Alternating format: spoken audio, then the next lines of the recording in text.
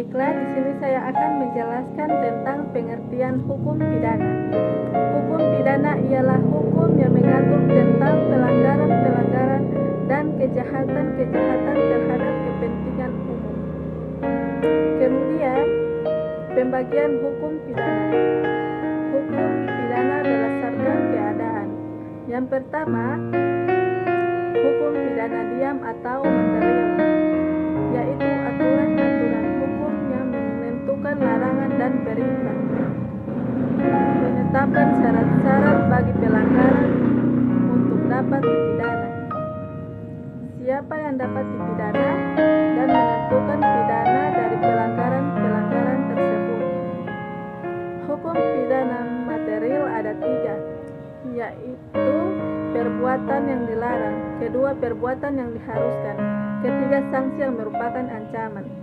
Yang kedua yaitu hukum pidana bergerak atau formil, yaitu aturan-aturan hukum yang mengatur cara bagaimana mempertahankan hukum pidana material. Dengan kata lain, hukum pidana formil mengatur bagaimana cara hukum pidana agar mewujudkan dan tidak diperoleh keputusan hakim dan dijalankan. Ketiga, mengatur bagaimana cara orang yang tadinya bebas menjadi seorang terpidana. Berikutnya, hukum pidana objektif dan subjektif. Hukum pidana objektif atau ius ponella, yakni hukum pidana yang dilihat dari aspek larangan berbuat yang disertai dengan ancaman pidana bagi siapa yang melanggar larangan tersebut. Kemudian hukum pidana subjektif atau ius ponendi, yaitu mengatur tentang hak kewenangan negara. Pertama, menentukan larangan, kedua, melakukan sifat memaksa, dan menjalankan sanksi pidana. Berikutnya, hukum pidana atas dasar sumbernya ada 2, yaitu hukum pidana umum dan hukum pidana khusus. Hukum pidana umum yakni semua ketentuan hukum pidana yang terdapat dan bersumber pada kodifikasi KUHP dan KUHAP. Sedangkan hukum pidana khusus yakni peraturan yang ada di luar kodifikasi.